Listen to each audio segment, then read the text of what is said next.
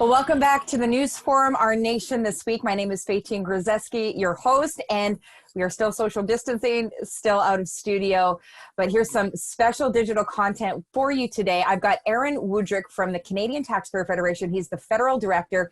Thank you for being with me today, Aaron. Hey, thanks for having me. So let's talk our economy and taxes. These are the things that you track as an organization. You try to bring constructive ideas to the federal and provincial governments nationwide, but you also try to just bring awareness. What are some of the things that Canadians need to be flagging right now as we're hopefully coming to the tail end of this COVID-19 situation, jumpstarting the economy again? What are the key things you guys are looking at right now? Yeah, fingers crossed, Faytene.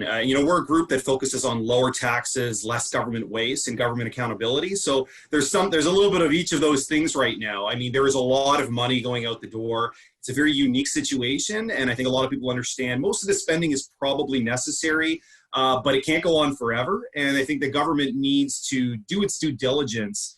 There have been reports now of a lot of these programs being abused. I think a lot of Canadians, again, they have no problem with people getting the support they need, but they don't have a lot of tolerance for people who are trying to rip off the system. And given the number of people who are using these programs, we are talking hundreds of millions of dollars, billions of dollars of potential waste. So the government really needs to look at ways after they launch these programs to sort of tighten them up and find ways to claw back some of that money that maybe shouldn't be going to the door. The other thing we're looking for is, and we're not quite there yet, but we will be pressing the government hard on it soon, is what's the plan after this? What's the plan to make sure we can get the economy moving again? Because frankly, if we can't get the economy going, it's going to be a real challenge to start to shaving down these very large deficits. Now, I want to drive right into that in a moment here, but before we get too far past the slippage question, I've heard the statistics that 2% of the claims with CERB are fraudulent, estimated. What does that crunch down to, numbers-wise? That's the government's own estimate. So 8 million applicants, it's about 160,000 claims, $2,000 a month. That's about $400 million per month. So it is not a little bit of money. And again, nobody's saying it shouldn't have been it had to be perfect. I understand that they were in a real rush, but now that they know, and remember, the government's own employees had flagged these claims, and it was the political level that told them to ignore them. So it is, in fact, government employees, conscientious employees saying, you know what, we got a problem here. And their political masters said, don't worry about that right now. I think that's a problem. I think, the Prime Minister saying, we'll worry about it in 2021 is not a very good message to send. And, at the very least, you're basically hanging a sign in the window to any potential fraudster saying, it's open season. We're not going to do anything about fraud right now. And I just think that's a very dangerous message to send. And how do they reel that back in 2021, or do they?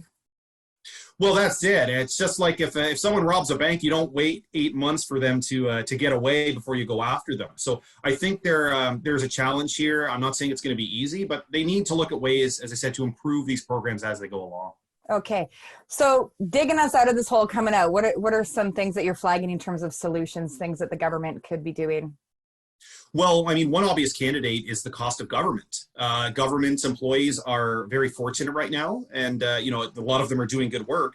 But the question is going to be, when the economic devastation is clear what it all is it going to be fair that it's only businesses and people in the private sector that bear all of the pain and cost? I think there's going to be questions about what we can afford in government, the amount of government salaries and benefits, and even politicians themselves. A lot of world leaders are themselves taking big pay cuts right now because they recognize the importance of showing some leadership, saying, you know what, I understand what you're going through. I'm going to share in the pain with you. And frankly, it also makes it a lot easier later on when they have to ask government employees to also, take some pay reductions, saying, you know what, I'm also willing to do this. I'm willing to walk the walk with you. Okay, well, that's a great suggestion. Now, let's talk about taxes, because this is one of your specialties. Going into this whole thing, the average Canadian household was paying 35 to 55% of their annual income to taxes and government fees. That's all taxes and tax at the till, income tax. Coming out of this, do you see an inevitable aggressive tax hike? Well, there seem to be some people that are saying it's inevitable. My concern there is about the worst thing you could do in a situation when you're trying to have the economy get back on its feet is to start hitting people with tax hikes. I mean, the government even understands this right now. They've reduced, frozen, given tax deferrals on all kinds of areas, because they understand right now one of the quickest ways to help people is to simply cut them a break on their taxes. So I think it would be ill-advised for them to move on that, aggressively or too quickly. And frankly, there are other taxes that they continue to raise, like the carbon tax. There are a couple other small taxes that they inexplicably continue to raise even in the midst of this crisis. Now talk about that. What was the logic on continuing to barrel ahead with the carbon tax in your assessment?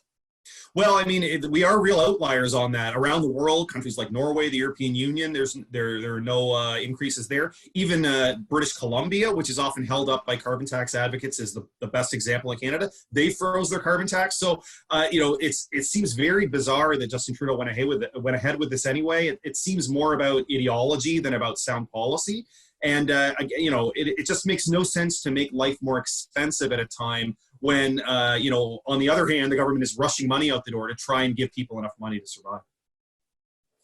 One last question here. So coming into this whole COVID-19 crisis, we were pushing hyper deficits. I think it was the Financial Post that actually used that exact phraseology, pushing extended deficits, in non-recession, non-wartime cycles. Now we're kind of in a proverbial war against this virus. If we come out of this and continue to run aggressive deficits as a nation without regard, where is Canada 10 years down the line, 20 years down the line?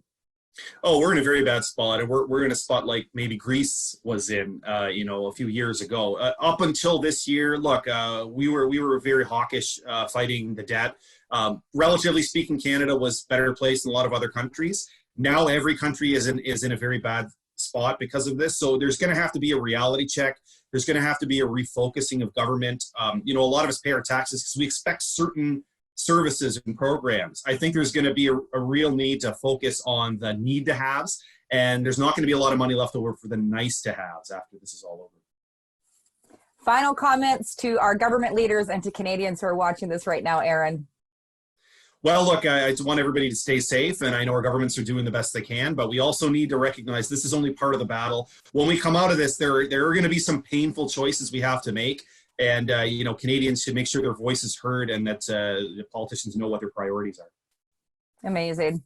Aaron Wudrick, Canadian Taxpayers Federation. So great to have you on the show once again. We hope to have you back. And we hope to see all of you next time on Our Nation This Week with the News Forum.